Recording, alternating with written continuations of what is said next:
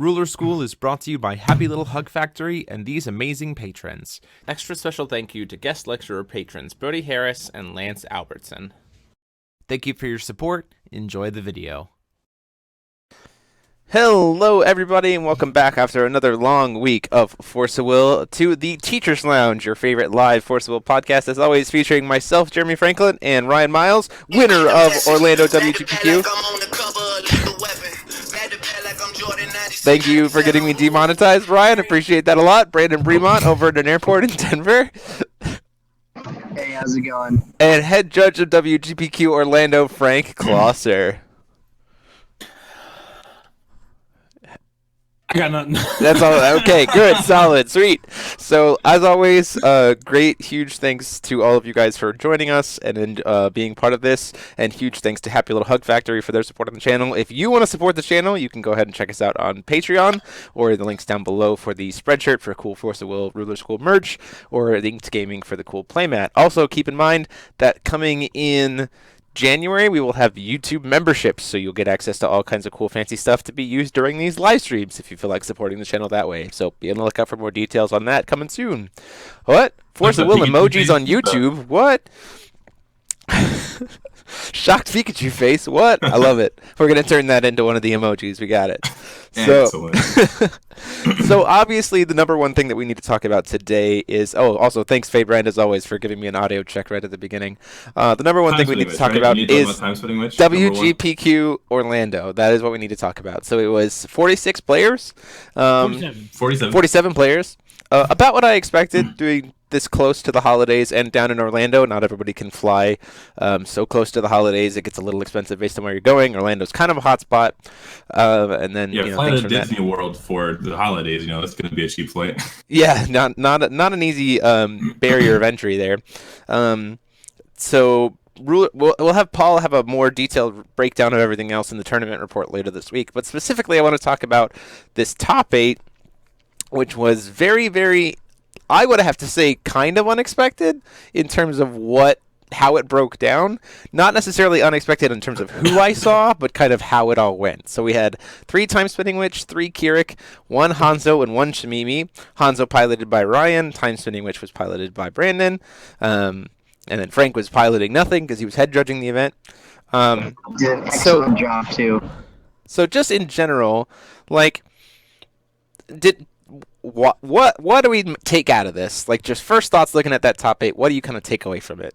Well, first off, let's pat ourselves on the back because either last week or 2 weeks ago, we called exactly this breakdown for the actual, when we cut to top 8. Did we really? Yeah, we called that there were going to be some time-spinning witches, some Chimimis and Hanzos, because you guys were split on how many people would actually shift to Hanzo. Mm-hmm. And then we called Keurig as the surprise out of nowhere play because this is America. Yeah. There you go. So good kudos for us. Shots called. So I should say, you should probably have told your brother that we called this, Ryan, because he was really sad when all those Keurigs were there. I didn't expect them to be as much of a problem as they were. I don't know. Why do Keurigs keep topping? I'm still convinced this is just variance.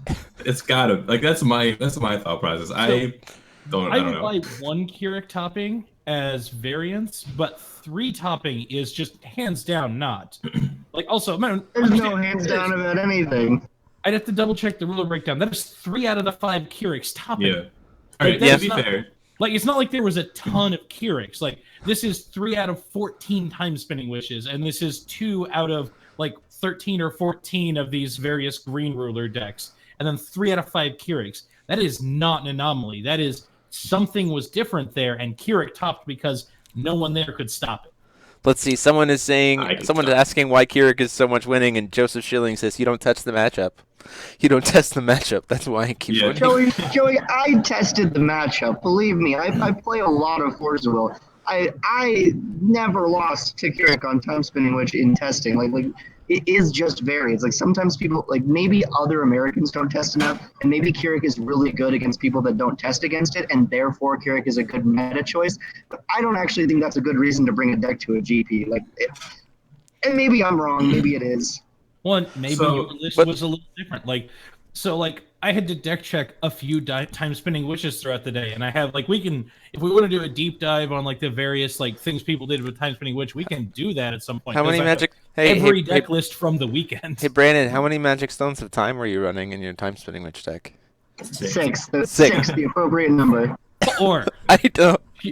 I've got a bit of a theory on this time spinning witch versus Keurig thing. Sure. I definitely think that Keurig like has game against it and it's very like dependent on the draws, but like so first of all, like the 3 Keurig versus 3 time spinning witch out of 3 out of 5 topping, like the 8th, 9th, and 10th seed were all X2, and then 8th was Gerardo on Keurig, 9th was Aaron Miles on time spinning witch, and 10th was Nick Landon on time spinning witch. So that's kind of like breakers the Keurig gets in. Otherwise we see 4, 2, 1, 1, which is like a bit more expected, but like the breakers got there for Gerardo.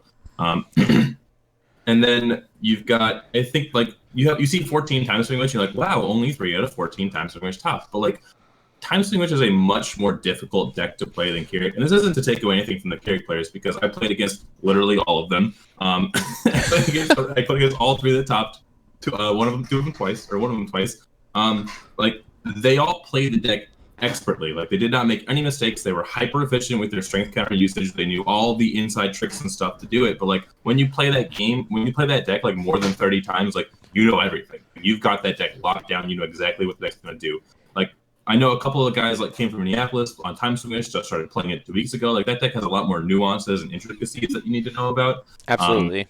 And I think you're going to lose mirrors. I think you're going to lose to Keurig if you can't keep them tapped down the whole time. And that's on top of the variance of like when you just don't draw Distortion of Time, or when you don't draw Dragonlord's Breath, that you're just going to get clapped because you can't stop the damage coming through.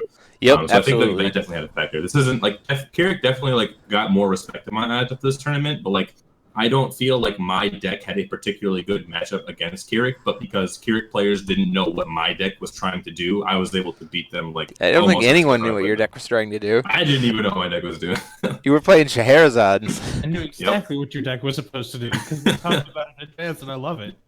I just wanted to play Sherry. I just loved every single time watching on the little stream where you were like approaching the truth by like looking at your rune deck, like approaching the truth. Every time he went Skill, Kotaro, Whispers of an Angel, and I'm just like, oh. It felt so good. It was everything everyone on this podcast loves. There were cards drawn and extra mana made, and I'm just like, look how much power flew out of nowhere. Yeah, it was fun to watch. It will be on the channel on a later date. Too bad Ryan doesn't live close to me. Otherwise, I'd have Ryan pilot it for the channel. Hey Ryan, you want to fly over to Michigan just so you can pilot it for a silly YouTube video? So the other thing I think is probably interesting on like why did Time Spinning Witch underperform this event, like relative to what we've been predicting. I don't know if this is just like, again, this might just be variance of this event, but I know that relative to like Minneapolis and what I heard about from testing, I heard way more bad beats like I had all green spells and got all blue stones, or I had all blue spells and got all green stones. Like I heard that a lot more than I've ever heard from Time Spinning Witch before, and that makes me wonder if in getting like suited up for like fighting a bunch of mirrors, you didn't take out some of your early game mana consistency so that you had more impactful cards for the mirror and just got beat up because your first 2 turns were stumbly. And that's exactly what a red deck, like if you stumble on turns 1 and or 2, a red deck will just grab you, slam you into a wall, and then walk away with your shit. What is Brandon smiling about? Brandon is smiling over there. What Frank said is very true. And I was thinking, I love Time Spinning Witch for exactly that reason, because every single one of my losses is not my fault. Okay, so none of the Time Spinning Witch lists at top played Beyond the Threshold, which I think is a good solve to that problem, because if you see Idle turn 1, like then you can Beyond the Threshold on turn 2, and then you've got 4 stones going into turn 3. Like just having more stones helps fix a lot of your mana problems. But Brandon disagrees with me vehemently, and he's allowed to. Yeah, no, I see what you're coming from. I just don't play bad cards, so I didn't put it in my deck. All right, so, but this is interesting because, like, from what I heard from like everyone, like both of you and other people leading to the event, was that Beyond the Threshold was just amazing if you got exactly Idle into turn 2 Beyond in the mirror, and other than that, it was the most awkward card. So Ryan is the luckiest Force of world player on Earth, and I'm sure Ryan always had his Beyond the Threshold on 2 or 3. But if you're someone like me, your Beyond the Threshold is going to be the 11th card in your deck, and you're going to hate it. So all right, so I think us normal people that are not gods cannot play Beyond the Threshold. Fair. I think it's a good card to play on that turn where you do Distortion of Time. Like if you can't do a pre-untap Distortion and you do like a post-untap Distortion, like you don't have enough mana to follow up with a Moza. So you're gonna follow up with a 3-mana card. Like once the Time Spinning Witch started playing Rachel's for the Mirror, that's kind of the slot that Beyond the Threshold wants to fill in, because you go for sure. Distortion into Beyond, and then like you're putting your game state ahead, and then when you like untap again, you can play Moses and still have reactive mana open. Also, before we get too deep on this, like much deeper analysis, we shouldn't forget the level 0 analysis, and that is that most of the Time Spinning Witch lists I saw stopped main decking lore at 7 Disciples. You don't need 7 Disciples to be Keurig. I've really good cards that will help you in a against an aggro deck, and those are your blue card is Dragon Lord's Breath, and your green card is this 9/9 Flying Drain Barrier. And the only thing on this earth you need to beat Keurig is a Distortion and a Dragon Lord's Breath in your opening hand. The game plays itself otherwise. And by the way, every single Keurig I lost to, I did not have that happen to, which is only one, by the way. So what I'm getting at is that if you hit that, I got all of my greenstones and can't play Dragon Lord's Breath, the Disciples are what can bridge the gap till you get your bluestones. Yeah, it definitely felt like in looking at the Time Spinning Witch list, and I don't necessarily know what went into building it because I didn't participate in any form of testing or discussion. The lists that I saw for the Time Spinning Witch felt more diversified and more focused on having additional outs to Chimimi. In terms of like Double Dino Rider, the Double Dino Rider, the stuff like that, it felt like it was teched towards that as opposed to what I would consider old Time Spinning Witch was just I'm just gonna do Time Spinning Witchy things regardless of what your deck is. Like that felt like what the old lists were. Like Time Spinning Witch was just kind of I'm really ignoring you. I'm just wanting to play my deck. But these new Time Spinning Witch decks definitely felt teched more to call what the meta was expected to be, and I think that could have contributed to some of the mana flood or some of the will flooding, some of the weird draws, or just this hole that Keurig managed to poke itself through. It's a toss-up. I can't lie and say that I'm not excited about the fact that this breakdown was what it was, and I also can't really lie that it was pretty cool that the top 4 was Hanzo, Chimimi, Keurig. So like 3 Time Spinning Witch made top 8, and none of them made top 4. That's my nightmare scenario. But this probably means that Distortion doesn't get banned. But I will say that the very first thing that I said to Ryan after he finished was I said, "Congrats, Ryan, on winning. Thanks for making it so Distortion doesn't get banned." Didn't I told you boys. I said if you wanted to get banned, play it in Orlando. What did I say? I said it. I don't know if Jeff watches this, but prior to top 8, I messaged Jeff and I said, Jeff, I need you to ban Distortion of Time, and I have like solid evidence for it. I played this GP. I'm ready to like write up a thesis paper on why this needs to get banned. And then the top 8 played out. All 3 of the witches lost, and I was just like, God damn it. Oh my god. So let's just assume for a second that there is a possibility that there was a high variance tournament and Time Spinning Witch got the short end of the stick, and now we are like, oh, it's okay to not ban Distortion of Time, and then for the next 3 months, like variance corrects itself, and we just see nothing but Time Spinning Witch. Like that's what I'm afraid of happening, and I think very well might happen. And this is just like my nightmare. We'll have to see. I don't know. We'll have to see. It'll be interesting to see what happens. Yeah. Especially since we have so much of this new set to see what possibly comes out of it. Oh, I actually forgot really quick. We're talking about Ryan winning and me topping. We actually have one other person that topped here. Here's Delaney. I'm on the ground. Delaney's on the ground. Congrats on topping. She was also one of the tops. Her very first GP top. So who walked away with invites? So Jake. Top 4. So top 4 all walked away with invites? Yep. No. Okay. There were only 2 invites. There were 3. We have confirmed it in the 2019 Worlds chat from Stephanie. Oh, cool. So I did Steven not know just that. went up. Yeah, we found out today. So okay, so sweet. So all the top 4 Yeah. walked away with invites. Me, Sweet. Jake Adame, Joe Cuevas, and Steven. For those who maybe didn't see it, Ryan, do you have your play, or any of you guys, do you have your participation playmats close by? I have it in the other room. I can grab it. I have it here. Hold on, just one Okay, second. yeah. So top 8. sorry, it was just top 8 get playmats. Correct. We had new Grand Prix playmats, but there were only enough for the top 8. So Okay, so the top 8 playmats arrived. Here's what they look like. It's upside down. well, hold on. It's We're showing Odin's off the bag. Judgment. I'll be right back. The green rune that kills a guy, exiles a guy, consumes Jet Black Wings, and Whirlwind Conflagration. Yeah. And then participation promo in this event was Glint of Insight, which we've seen that artwork. If not, and then you guys top 8 was Lorite. Lorites. And those are pretty nice. Uber/prize card was Isis. Now, Ryan, here's a question. Last season, all of top 8 got the gold, silver Ubers in addition to prize cards. Did that also happen this season? Yep. So you have a gold Uber, Restless Conflagration, or Isis, as well as the gold Isis. Oh yeah, my Isis already got sold, and then I sold the gold one to the guy who got second, and then I sold the silver one, so that's already moved. But if anyone wants an Uber Isis, hey man, Uber Isis. So yeah, some pretty cool stuff, and I do like the fact that the gold, the Ubers now are not cards that you can get in Uber in a different way. They're not sealed. Like, it's actually like unique Ubers now, so that's pretty cool. I wish we could have gotten acrylics again, but it is still nice that we have. Is that a gold? Is that a gold Isis? No, this is the silver. That's the silver one. Oh, you sold the silver one to Frank. Got it. Of course. So I'm sitting down I'm across from my opponent who's like, oh my god, I love Isis. Like, I'm a red player at heart. Like, if you win, I'll buy the Isis off you and trade the silver one. And I'm sitting next to Frank. So as soon as we make the transaction, Frank was always like, so how much do you want for it? So Frank has the silver Isis. There we go. Frank, can you hold up the Lorite and the Glint? Yes. Get a little close. That's the CL. Oh, I tried. It's a little hard to see, but yeah, pretty cool artwork. Here, hold on, let's see. Yeah. Yeah, I can't get any better than that.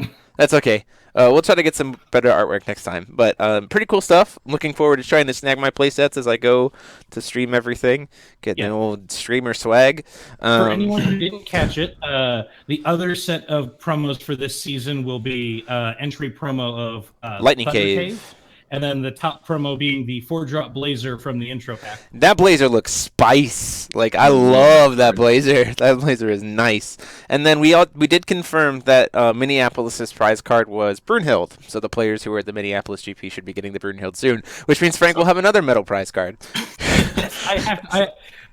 Ryan and I will talk this out because I need all of the Brunhilds. It's fine. It's all of them. It's fine. It's already been announced that I'm apparently trying to hunt down whoever wins the Gold Atom this season. So if you go to a GP and win Gold Atom, come talk to me. Get it, Jeremy. Don't worry. Thanks, Ryan. Appreciate it. We're gonna rename that one GP. Get Jeremy's There money. are 8 like AGP or the small GPs and 2 big GPs, or a Correct. total of 10, right? Correct. We're getting all 10 of them, right? So we should be getting all 10 rulers throughout this whole spread. Yep. Here we go, boys. So Ryan Miles trying to go for a sweep of 10 events. See if it can happen. I was kind of joking that like I wanted to win this event because I'm going to win every GP this season, and now that I'm 2-0, I've got to go for the rest of them. Like, Oh no! can't stop now. I need to knock you right off that high horse. All right. Okay, As a friend. speaking, so now that we're talking about future events, right? We don't know the schedule yet. We're starting to kind of see stuff trickle in. We've seen what different kinds of things might potentially do to time spinning witch decks, or how they might adjust post after this. We've seen that Keurig, whether by variance or some other thing, is sticking around kind of further and with teeth more stuck in than we initially thought. Hanzo is kind of morphed into Chimimi, but Chimimi is still there. Hanzo's kind of looked like a meme, but apparently can still be successful. Like, different play lines or cards that people not have thought of have started to kind of make their appearance more. Decks have kind of just started to modify. And we have a new set coming out next month. So with all of that in mind, knowing that we're not going to get any rulers, because it's all just new support cards, but we are getting at least one new Master Rune, which we don't know what that's going to be. What do you guys think could come out of Strangers of New Valhalla? Like, what do you guys think meta potentially is going to look like? Like, even like thoughts about hopes, dreams, wants, desires, like fears. So the very first thing I want is for other colors to get answers to distortion time. Sure. The very second thing that I want is for a real aggro deck to form. I think that it's very healthy when a real red turn sideways aggro deck that can punish greedy strategies works. And you might look at Keurig and think that's what it is right now. I don't actually think that exists until Keurig gets a way to really answer distortion time. But if red gets that, then Keurig really gets to balance out the meta in a very positive way. So that's what I want to see. Okay. Ryan? How do you feel about so just to answer what would I don't think that red should have a cancel ability for distortion time, but how do you feel a 2-mana red 6/4 or 6/5 or whatever with swiftness that recovers at the end of the turn or something? So it's an attacker, but then it stands itself, almost like vigilance and magic. Red has two angles that I kind of like here. So red has a Draconoid Doctor in 80k that when it enters the battlefield recovers your ruler, and Howell Pig also recovers your ruler. So red kind of plays in the space of recovering your ruler. So I think that if red got let's call it a 1-mana addition that says at the end of each of your opponent's turns, recover your ruler, banish this card, pay 2, draw a card, or something like that. So at least that they can keep getting the stone after you distortion them. That might be a way to get out of it. I don't know. My big fear is that Distortion of Time continues to define the format and continues to be on top. I think right now, even though it seems like Time Sequence is pretty vulnerable, I still think she is format warping, and that any deck that you build has to be built with the consideration of Time Swing Witch in mind. And I think even though Time Swing Witch and Keurig had equal representation in top 8, Time Spinning Witch was the boogeyman that everyone was building to beat, and then Keurig was the surprise. We're here too. We top now. As soon as people are okay, now we can't. Keurig topped the event, then Keurig never tops another event because Keurig, when you need to beat Keurig, is just 4 miscalc, 4 Naughty Childs. You don't beat me. When you want to beat Time Spinning Witch, you go 4 Lorite, 4 Fire Spell. Oh shit, you still win games. What the hell do I do? Kind of thing.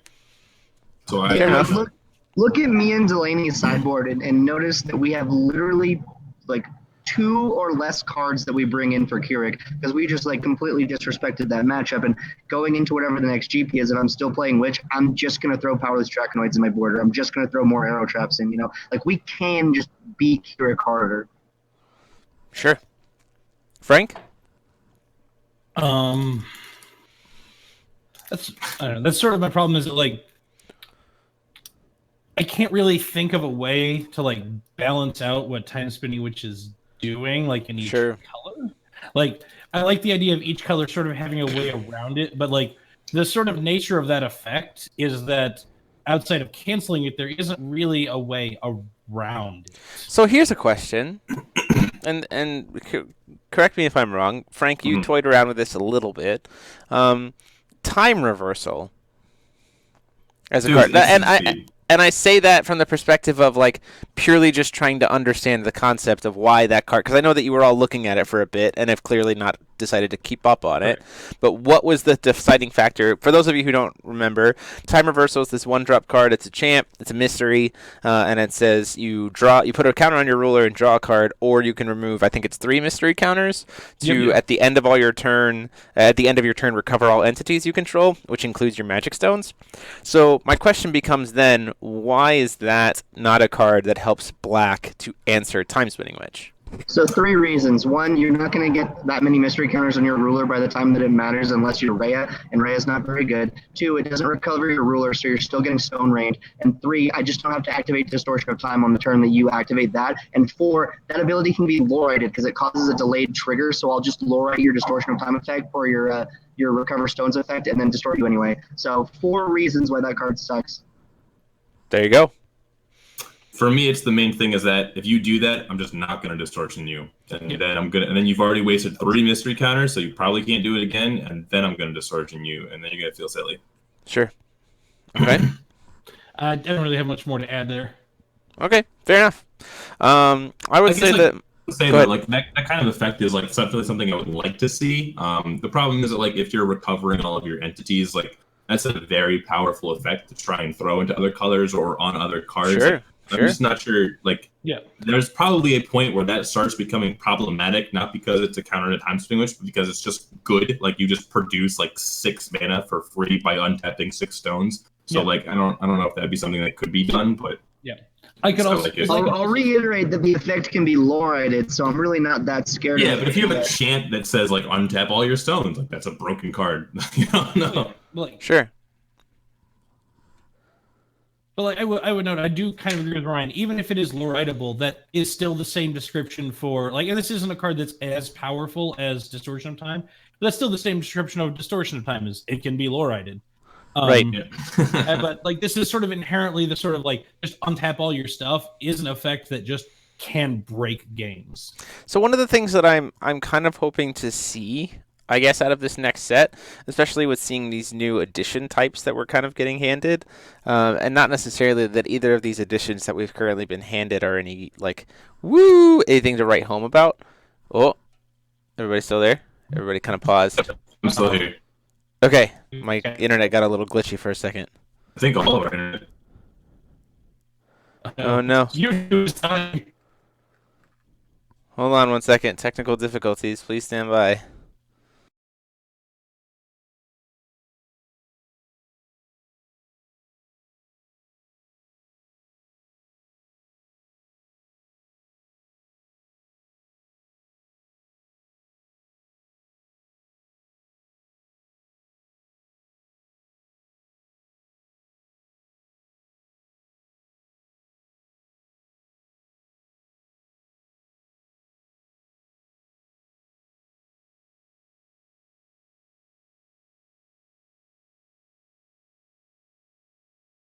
Okay. I think we're That back. seems better. This seems much better. We fixed. All right, cool. All right. Okay. It wasn't the stream, so that was what I was confused about. I think I started the call, and I'm on like airport Wi-Fi, so it was probably me. Yeah, it's all good. We fixed it out. So, everyone's saying it's good now. So, what I would like to see is I would like to see some kind of additions, or something to do with additions to come out to help combat a time spinning witch in some way. We talked about this before about what would like a good void card be, what would like a good X card be that could be like splashed in, and I don't think any kind of void resonator is what we want, and I also don't think that resonators in general are what we want to do to answer time spinning witch, because time spinning witch has this great card that's just, I'm just going to bounce it. Yeah. So like the answer to time spinning witch can't be a resonator, in my opinion. The answer to distortion can't be a resonator. So I would like to see something come out with these additions. So like that chant, or that addition, the 4-drop green edition, was like almost something that I was like, okay, this is maybe something, in the fact that it's like at the end of your turn you'll get a stone into play, that kind of thing. But it's just too expensive. So like at that point, that card might be good. I'm not saying that card is bad. What I'm saying is, like, in my mind when I first saw that effect, first saw that effect, and I go, oh, well, if you're playing against a time spinning witch and you can stick this early, most time spinning witches don't play addition hate in the main, and if you stick this, then it's like, well, even if they distortion you, you're at least going to get one stone to be able to answer the counterplay, because I think that that's a big thing about distortion, is like, distortion is good, don't get me wrong, but if the time spinning witch player like can't do anything the turn after, then it's usually just like, yeah, okay. You know what I mean? Like, it's really the turn after the distortion that's the big impact. So I looked at that addition and I went, oh, okay, you can flip a stone into play after they distortion you because of this effect. You still get your stone call for the turn. You can maybe answer that back after turn, be better set up. Not necessarily that it's a great idea, but it was at least kind of maybe something. The problem is it costs 4. So... like, I would like to see something kind of in the addition realm come in from this new set, or ancient runes, or like a way to cheat in ancient runes, or a way to make ancient runes cheaper, or something that play around with that maybe gives us our answer to time spinning witch, or at least a better solution to distortion. So like, the problem I have with this is sort of, because of the nature of what her ability is, like, she's sort of skipping a step. The entire idea there is that that's something you're not really, it's not really interacting with. The angle you have to really, I think, like, build cards that hit on it is either you hit on cards in the graveyard proactively, like, so that, like, they can't use it, or you hit on activated abilities. Right. But the problem with hitting on activated abilities is that outside of green, or like hypothetically blue, the only card that has it is Grim. The only card that right now is comfortably. But I'm also talking about like new, like hypothetical new cards. Sure, hypothetical like, new cards. The only thing other colors do to really mess with activated abilities is hypothetically taxing them. Black and white both have it kind of within their wheel that you can see them making activated abilities more expensive. But it's sort of like limited, and like, as you said, it'd probably end up being an addition. But time spinning witch is already like dangerously close to wanting to main deck addition hate. Their mirrors come down to Koga a lot. They always have things to hit because there's 7 statues in every deck. So like addition hate is never dead for them. Right, for sure. That's what I'm. Yeah, like addition hate isn't necessarily something they're not sideboarding. They're just haven't quite there. Love to main deck it. Can we just hold on. I've got the solution. Let's just errata the mystery counter Grim on his backside to be protected from black and blue. We've solved the problem. We solved it. Okay. He can be miscount. They just never attack with him. What does he do? He just turns off all Cards effects? Cards in your graveyard don't have effects. Okay. So you just like stick this 10-10 flyer on the field by judgmenting your Imol on turn 2, hoping to see the Grim off the top 3, stick the Grim immediately inverted, and then distortion the is problem I solved. see here is that the cards I can actually sort of like as ways to mess with Time Spinning Witch for other colors are kind of dangerous on their own, and that like I just keep picturing a card like Pithing Needle, where you put it into play for very cheap, list a specific card's active, like list a specific card, and then that card's activated abilities can't be activated. But that's just a very dangerous card. Can we just have Glimpse of Kaguya back in a color that's not blue? Can we talk about this edition? Because I don't hate it, and I might be wrong. I completely The 4-drop? The 4-drop edition? The reveal? No, he's talking about my hypothetical Pithing Needle. Oh, sure. No, I'm talking about the 4-drop actually. He's talking about the 4-drop edition. Yeah. I have a list of like all the cards we can talk about later when we want to do spoilers, and that is on it. Do we want to just move into? I think let's go ahead and change to spoilers, and we'll talk about this one. Sure. So this. I don't have the images up, so I apologize, but we'll go through what the effects are. So this is the Ancient Rune from Ancient Ruins from Green. It's ruins beneath the flora. 4-drop, 2 green and 2. At the end of your turn, reveal the top card of your Magic Stone deck. If it's a Wind Magic Stone, put it into the field. All right. Discuss away. No dual stones makes this like significantly worse because like all the green stones you run, like Speaking Stone, just aren't Wind stones, but like Spirit Stone is. So okay. Yeah. So, is Ethereal Wind? Is Ethereal Wind one? No. Okay. It's only Spirit Stone. So in a hypothetical world where this card like can see play and doesn't immediately get addition removed on the spot, like you play it on turn 4, and you tap out to do it, and on a turn call a stone. Maybe it gets lowered. Maybe they have to use that resource. Maybe they don't. Sure. So let's just assume no. You get a stone. Opponent goes distortion of time. You go okay. Go back to my turn. I don't recover my ruler. But at the end of my turn, I get a stone. So now you have 2 mana on their like distortion of time turn that they did that you like just got.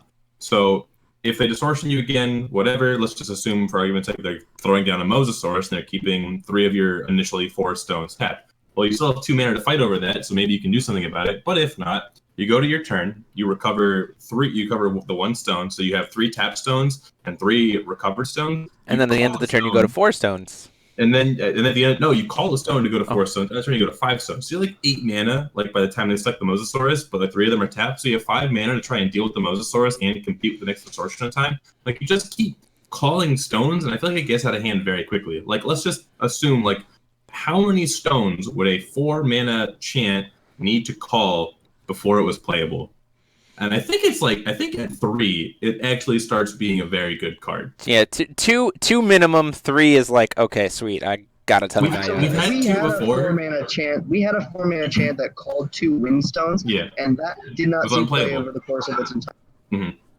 But and this is just a lot worse than that. No, okay, so I think that the format at the time was very like that was Fox format when that card came out. Like that card was never playable because they were just we're in Scheherazade format now. Yeah. But this is a tempo-oriented format. Like the main resource that players are combating over is no longer card advantage because like every single card in Scheherazade's deck says draw a card. Every turn Kirik gets to draw a card. Every Green Divinity Ruler gets to draw 3 to fucking 7 cards during the course of the game. So like cards that produce mana, like mana is the resource that every deck is fighting over. Like green-black Hanzo decks like want to play like Verdant City of Ataraki. Like Time Spinning Witch is so good because it's playing Idol of Magic and producing mana all the time. That's why Beyond the Threshold was kind of playable, Cecil and Tia, like that kind of stuff. Like I think that mana is like way more important now than it ever has been in the history of Force Will. So I can imagine a world where this card is not terrible. The problem is that as soon as it becomes playable, addition removal goes up, and then it gets this hard counter. Yeah, it's almost like they printed a 1-mana rune that's a addition hate. So I don't know. I could see a world where this card like sneaks up on a tournament and just like people aren't ready for it, and then it's like actually insane, and then people start playing addition removal, and it's just gone in the wind. So like intrinsically, the card is not bad, but it's answerable in a way that like other good decks right now are not answerable. So that's my spiel on that card. So you never really clarified it. Are you playing more than 10 stones when you play this? Absolutely. You're playing 12 because I still want to see Spirit Stones. So are you playing Speaking Stone? No, you're not a playing Windstone. It's not a Windstone. I'm aware it's not a Windstone, Yeah. but that means that you are not playing the best stone that you can hit against Time Spinning Witch. So like Yes. all of this tech work you're putting into playing a card to beat the Witch, and you're taking out one of the best things you can do against Witch in the early turn, which is just call that stone. Yes. I don't know. That is- I'm not really buying it. Plus, it doesn't feel like it does much against anything else. Like anything aggressive, this is just embarrassing.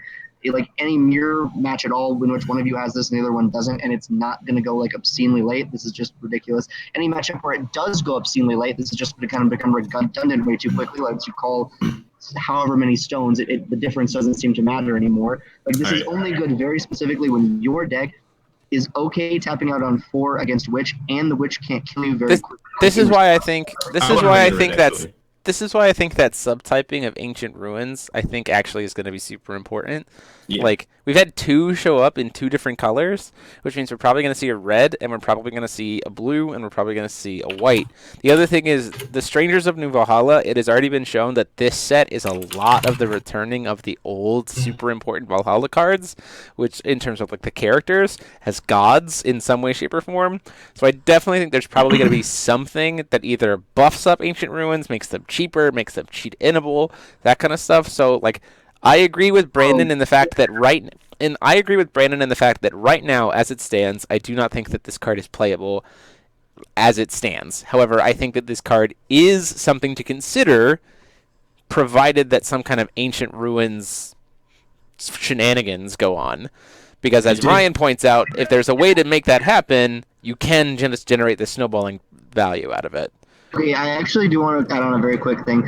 If this is cheat-inable, like due to the subtype or anything like 2 or 1 mana, this card's ludicrous. Like this is definitely the card you want to. Let me backpedal one more time, because I do think that I could see this card in a 20 stone deck if your ruler is Gil, because then the Spear Stones aren't as important for your Force Meditation, and like Gil is a deck that will take advantage of having a ludicrous amount of mana, and like I don't think that's optimal, but like that's a world that I could see where this card is playable. It's like a super greedy Gil deck that just plays like expensive shit and plays like 3 to 4 of this card. It sounds terrible now that I've said it out loud, but it could exist. All right, the Italians will find some way. So here's no, never mind. I lied. Okay, why would you do that? Sorry. What's the next card? I had an idea for a second, and then I stopped because I realized it was bad. What's the next card on the list, Brandon? Push to talk. Push to talk. I don't even have the list up, Jeremy. What's the next one? Oh, okay. I don't have the list up either. I never got permissions. We had to request access. You didn't make the list open. So you're the only one. Do you remember the light is it the light rune? Is it the light look at 5 rune? No. I'm just gonna look up the new set and see. Oh, can we? So this is an interesting card. So I do want to talk about this one. So this is Contract Demon. Came out yesterday. It's the 2 black 6/6 that says enter. You lose 400 life. Draw a card. But then when you have 2 black runes revealed, it becomes an 8/8. So this is very interesting in the fact that it's a 2-drop in the black, which is typically the Ray Jonda arc slot. Mm-hmm. What? He posted the link again. Sounds good. Which is the like Ray Jonda arc slot, but like the fact that it like draws you a card is very interesting because black is typically not very big on draw power by itself, and most of all of its draw power usually hurts itself. See the cards like Blood Spray, yada yada yada. But like the fact that this is a 2-drop 8/8 that also draws you a card, because I think black very easily gets to 2 runes revealed, mainly one of them being discard a card at random. So this is an interesting card in my mind, and I think definitely worth discussing as a potential new contender for the 2-drop dark slot. So I think you're sort of looking at it the wrong way, in that it won't be Sure. a new contender. This is simply going to be a continuation of, because like right now, if you're playing more than a single 2-drop in dark, you just want to be a Faith in the Darkness deck. And so Sure. this isn't a new contender. This is a consistency maker for that deck. Sure. Which, to be, like, if you remember up in Minneapolis, like we saw that, like all the decks were like 4 Jones, 4 Rays, 4 of some other thing that balanced out whatever other, if they were running out of color. Like I was using Bethor. Yeah, Patchwork. From there, you saw this mix of like Patchworks, Blazer, Thieves Gang. Like you saw these random ones that were not as impactful for various reasons. And this guy just like consistency outs like, oh, so your best ones are Joan and Ray, and also this guy is just a step below them. Mm-hmm. And so all of a sudden those decks, like Faith in the Darkness, gets much more consistent, and then it just has less like it has less medium hits and more like good ones. I kind of like this card over Patchwork Frankenstein, to be honest. Oh, for certain. Yeah. Like, I think it's just strictly better. I think it's very easy, like I said before, I think it's very easy to get to 2 Darkness Runes revealed in Darkness. And then if you hit this off of Faith in the Darkness, not only does it get you an 8/8 body, which you were already hoping to get a 9/7 body off of it anyway. So you get an 8/8 body. Sure, you hit yourself for 4, but then you also draw a card. So you go +2 off of a Faith in the Darkness, which I think is probably, outside of hitting a Gene, the best possible outcome for Faith in the Darkness. Like the other place I could see this being a home is this is actually a way for Lucifer decks to get an early clock. Like turn on this card, slam this guy down, and then just spend all your other turns like doing so that you get in like say you get in 2 chip shots. Then when you play your big Azazel or Belial that's supposed to be your closer, they need to attack 1 less time, which can be the difference for those decks between like actually closing out the game or not, which has been their problem. Is they're very good at interacting early and getting everyone to the top deck game and then gassing out and dying. Yeah, for sure. Absolutely. And I can agree to that 100%. It's easier for them to close before the opponent just goes, oh, I top deck enough stuff, you're dead. Yeah, for sure. I don't think this is super relevant to most people, but I do know that a lot of the Lucifer decks that actually topped Worlds were playing like the 2-mana 6/5 that like dealt 2 damage to your opponent when in the field. And I think like this is a strict upgrade to that in Cluster. I know like nobody plays Cluster in America, especially, but I still think it's just straight better. Yeah, I agree. Oh yeah, for sure. Going into another card, because I think we can talk. This is one I want to hear people's opinions on. Schrodinger. This is the blue card. The blue card. It is a Fairy Tale Wanderer, 1 blue and 3, 0/1. Says enter, remove target resonator in a graveyard from the game, so either player's graveyard. This card becomes a copy of this card, and it gains Mask of Mimesis. Mask of Mimesis says recover, tap, remove target resonator in a graveyard from the game. If you do, this card becomes a copy, and it gains Mask of Mimesis. Keep in mind that he himself has Mask of Mimesis on him when he's cast. And then we'll also. I don't think he does. Yeah, he does. Yeah. He has it. He has it on him. Oh, okay. Oh, it's so that if somehow that gets low-righted, he can still tap and do it again with something else. So I think this card is very interesting, especially considering the fact that you can cheat it in with the Fairy Tale edition or the Fairy Tale rune. Yep. The problem I have with this guy is that his only real good target right now is Karura. Because of the way he's built, he will never get an enter the battlefield trigger from the thing he becomes a copy of. So like Mosasaurus, he's just a 15/10 with the ability to become something else later. And so his real value is when he becomes something that is just a good body line. And so there you're very much limited to Lorite 7 Disciples, which is smaller than him, and Karura, which is definitely an upgrade, but like by the time you're like paying a 4-drop, like you're sort of like you need your opponent to have it in the graveyard already. Right. Like maybe if we get something like really big and beefy, this could be a card for like a Dusk Girl, since she can actually populate for him to come into play. Like, and here we're talking like he's functionally like the invitation from the Stories Told in Epic Nights, or whatever it was, the card that we used to cheat in Umar. Stories Told in 1001. Yeah. He becomes a variant of that where like Scarlet or some other similar deck can discard like an 8 or a 9 drop that's actually just an unbeatable body, and then he comes down to become that. But even that's sort of shaky just because he is a 0/100 who has to go through a chase to do that. Yeah. So I think that chase of the enter is the thing that terrifies me here. Yeah.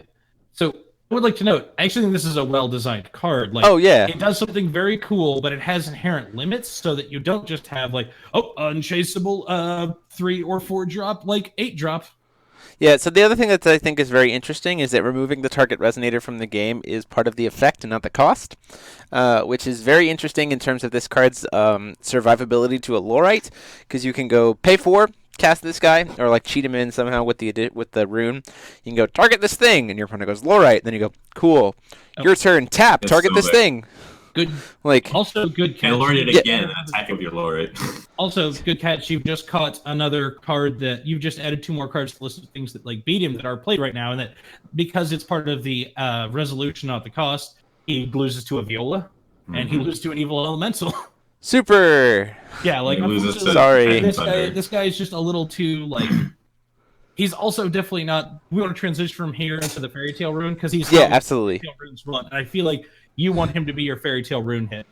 Yeah. So the Fairy Tale Rune is the I'm pulling it up right now. From Re-Earth. Stranger from Re-Earth, which is weird lore standard wise because Adam invited Kaguya and Alice into the okay.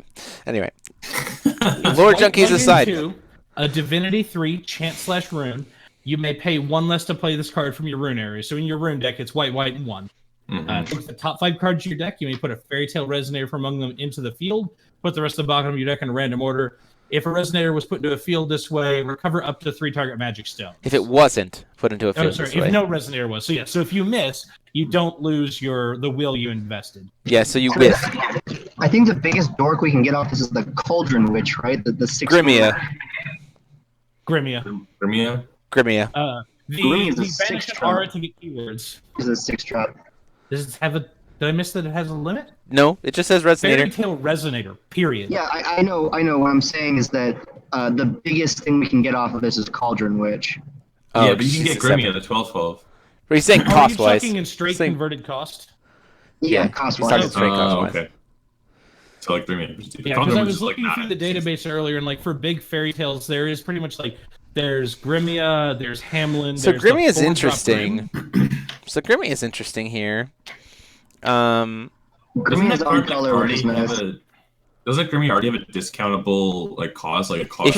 If your life is less. If your life is low enough, it becomes a 2-drop. So Grimia has always kind of been pitched as like the backup win condition for CL. But the problem is there's never been a justifiable reason to play CL, and there's always never been a justifiable reason to really like your opponent like very easily other CL. Your opponent can easily go. I know exactly what you're trying to do here. I'm going to keep your life above Grimia. So like I see all those auras in the grave. You're not going to do anything. But I will point out that like.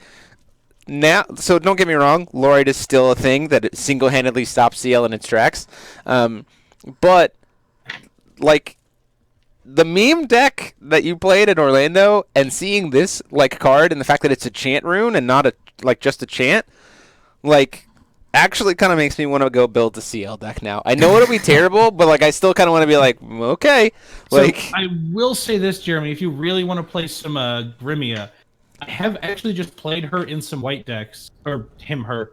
I've played Grimia in some white decks, and like the card has some awkwardness about it, but it is sort of like it is just sort of like if it hits the field, it is a very effective threat. Oh, I agree. I agree very handedly, but like.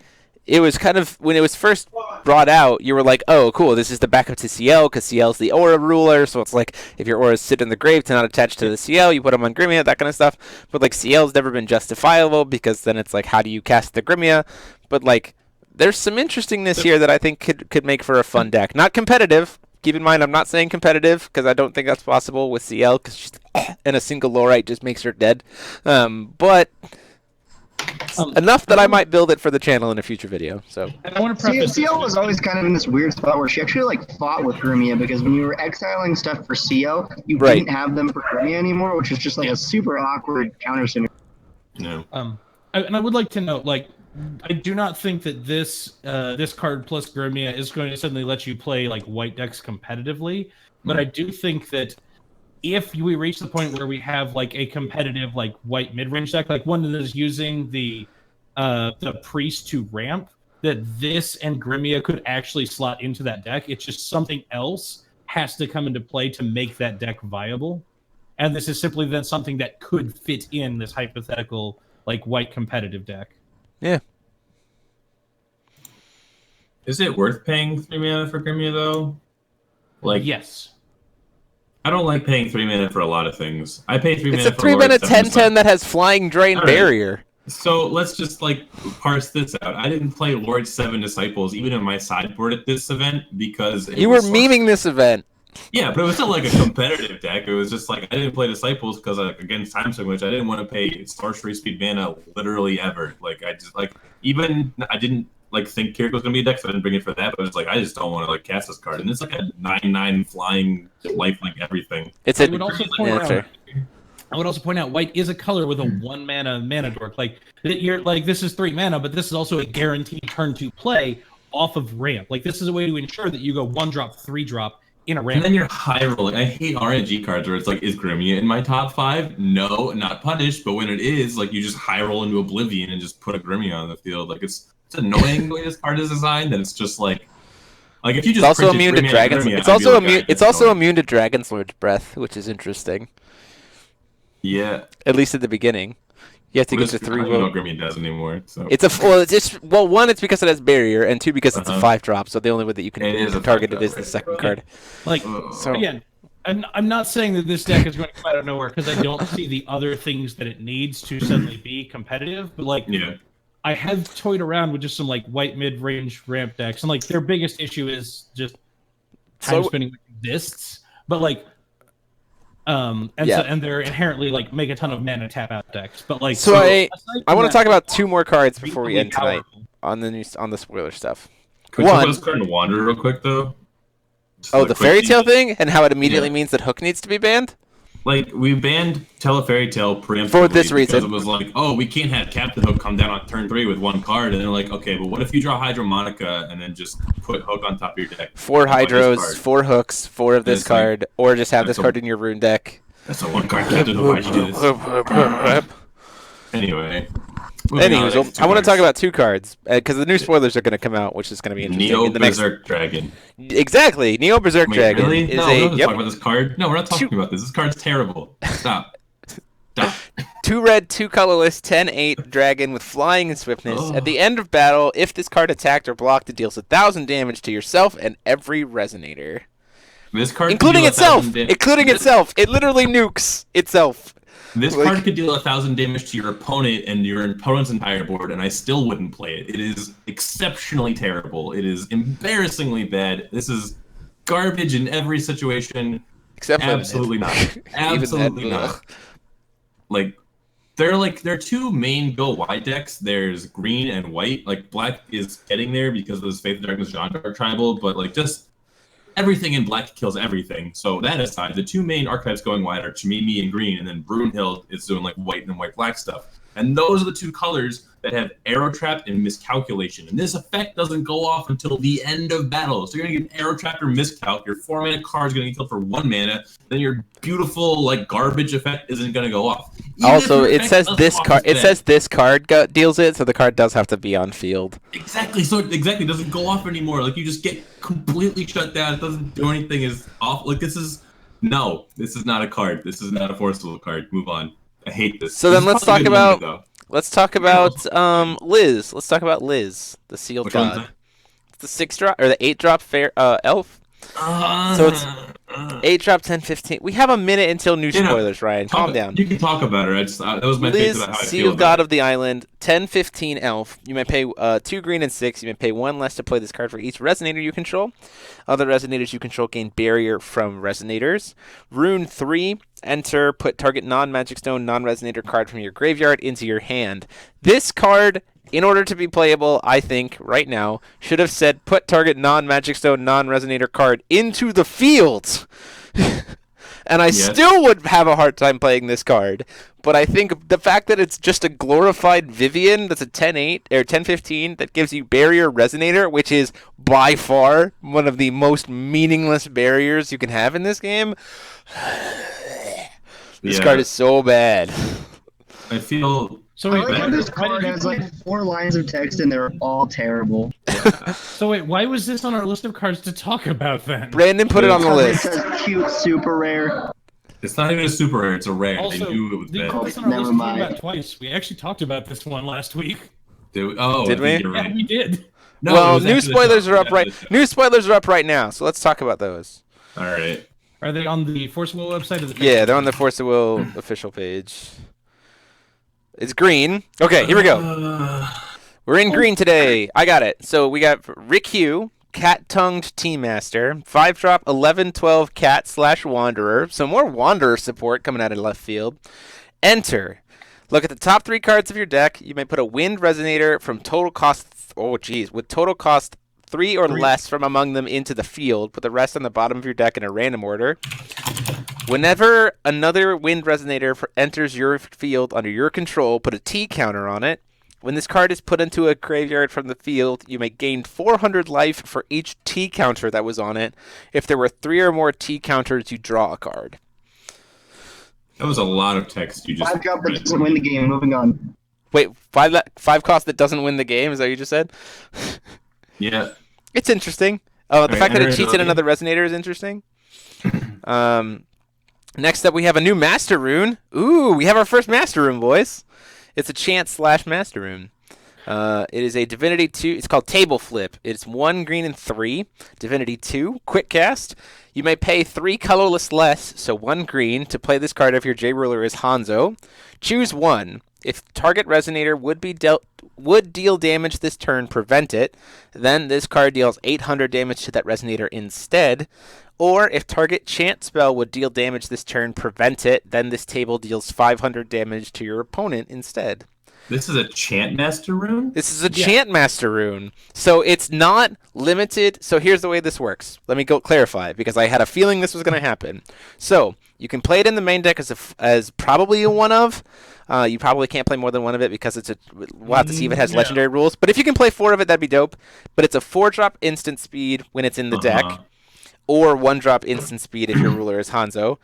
And in your deck too, though. Like this will cost 1 as a 4 of in your Hanzo deck. It still costs 1 as a 4 of in your Hanzo deck. Potentially. Okay, I'm following. We'll have to see how that goes. And it's either prevent some damage and reflects damage back to it, which I think is really interesting, or prevent spell damage and reflect damage back to it. So we were talking about how Keurig is like a kind of a deck. I think this card in Hanzo literally goes, nope. What? Like, oh my god, this card just like, wow. Yeah, so we'll have to figure out exactly how Master Runes are going to work in the main deck. We got to figure that out. This card seems really good. Yeah, I agree. It does feel very good for Hanzo. It's an excellent Hanzo card. Oh yeah, it's unplayable Is in this everything card else. good? I feel like this. Like maybe I'm not seeing what you guys are seeing. Just because of you just have to imagine the fact that it's essentially kind of like a miscalculation.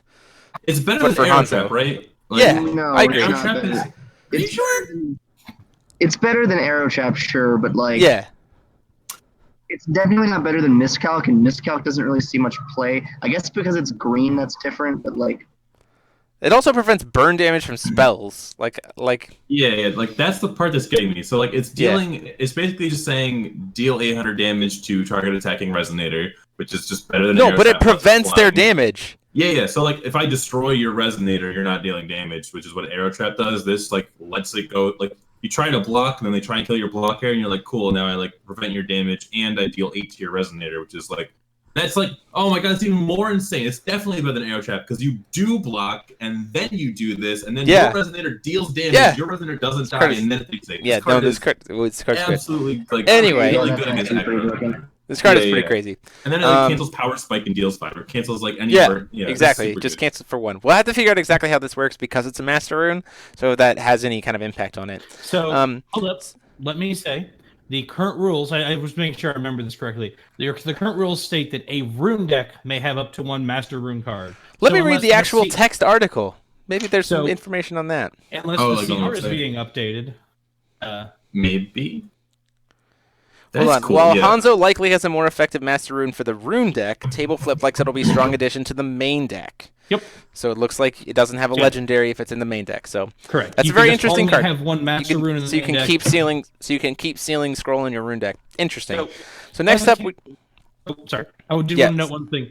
This does sort of bode well for sort of the statement they're going to produce more Master Runes for rulers as far as the impact on limited, and that they're saying okay, future Master Runes will still be usable in a limited format.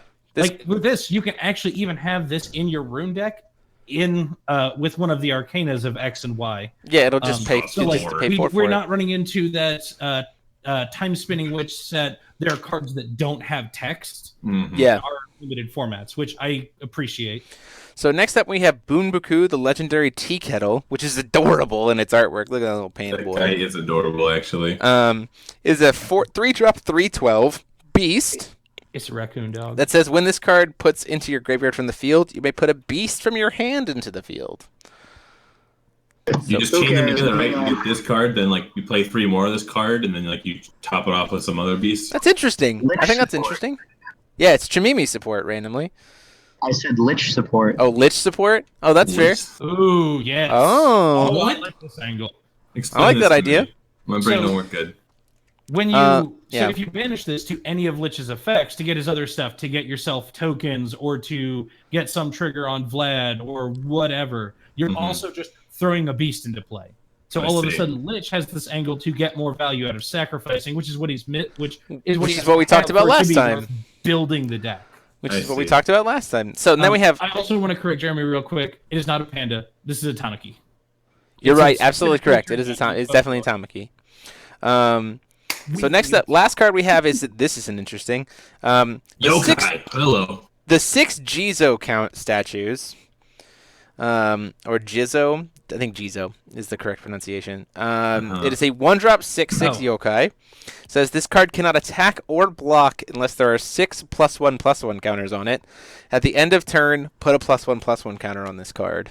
That's so many. I know it's a card's so bad. That card is like. Why is this not blue and why is it not a machine? Why would you even want it? it? It's a yokai. Hold up. Like, you can on turn 2, you just yokai festival at the 2 of this card, and then they're just sitting. They're ticking time bombs. Like they're just so like. For Jeremy, 2 you're like, minutes, why would he? Power. You're like, why would he want it? But as a machine deck, this is functionally a 1-mana addition. Oh no, don't get me wrong. That works for all the stuff. That's why they're not a machine. Is because like you just play this and your opponent has to either wait resources on it or it just generates counters for Lancelot to go. Oh sweet. So, like, we're not in Worlds format anymore. Why is it wrong for machines to have a 1-mana do nothing spell that just enables synergy? That's called Donut Drone. Yeah, and it's still not enough. Like I'm just saying, like in New Frontiers, that's just a fair card. Ask your opponent to kindly wait 8 turns.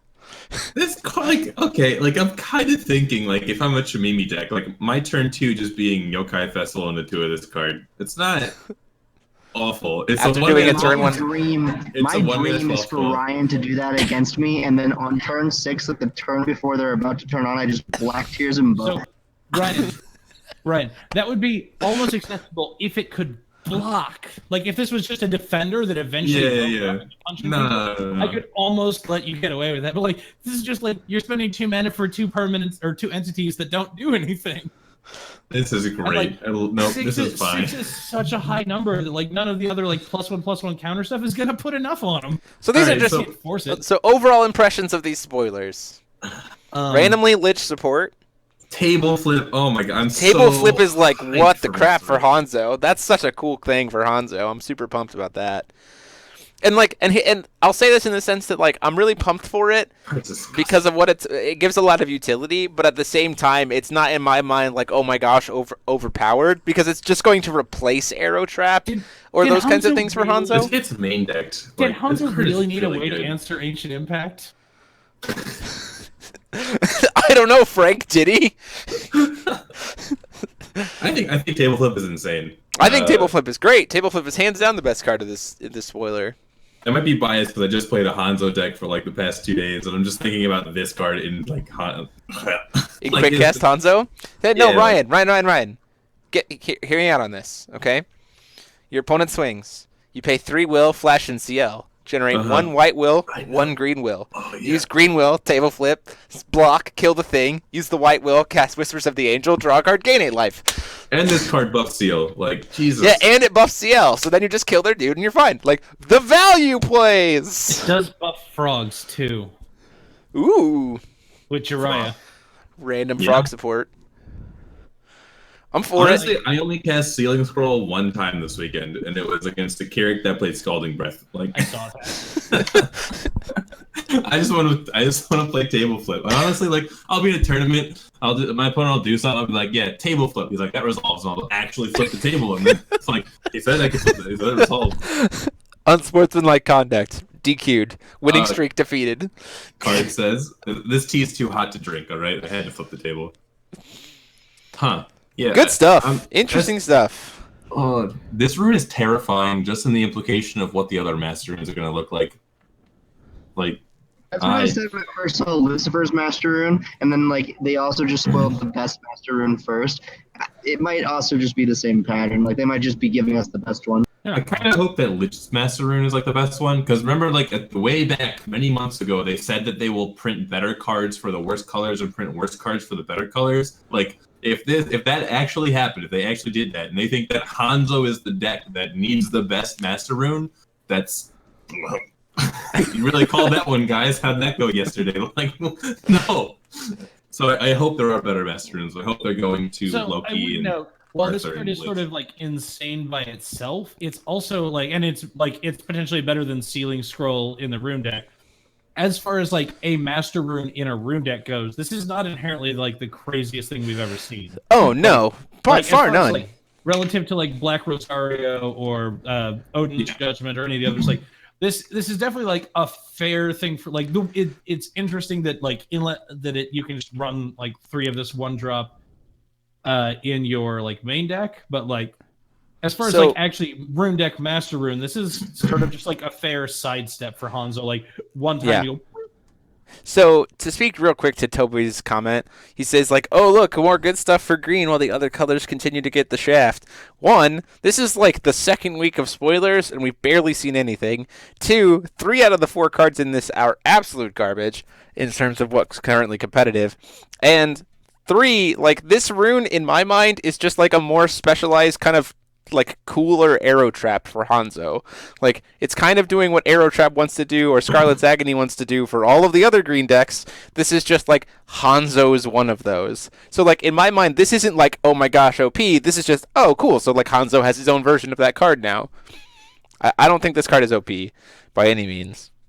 I like there are definitely better 1-mana cards that are like super specific, like Ground Air Supremacy, but like this card is very good.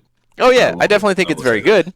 Yeah, but I just don't think it's like the other colors are getting shafted and green's getting everything again because we've barely seen anything for the other colors. I kind of hope they are because I don't want to see a card better than this because this is just like solid good nonsense and it's scary. Well, after that. We'll have to call it here for tonight, guys. Just to guys let you know, there will be an announcement up on the channel tomorrow, but we are going on Christmas break for the holidays and New Year. We will be back with the Teachers Lounge the week after New Year's. We're taking a couple weeks off. There will still be sporadic videos here on the channel, like Paul's tournament report, maybe a couple deck profiles, some other stuff. But be on the lookout for a super cool project coming on January 1st. Really excited to reveal that. But other than that, this has been wonderful talking with you guys. It's been a wonderful year. This is 26 of these podcasts, so we've been doing this for half a year now. It's a pretty cool way to end out on our Christmas break. But the faculty will return in 2019 for the new semester. So until then, this has been Jeremy Franklin, DMO73, and I have been joined as always by Ryan Miles. Quick shout out to CCG Genesis in the chat. He was a round 1 opponent at Orlando, and I told him to give him a shout out because we had a really fun match. So thanks for watching, man. Brandan Bremont. Bye. Fly safe, buddy. And Frank Klosser. Later, everyone. We will see you guys in 2019. Have a good one, everyone, and Merry Christmas.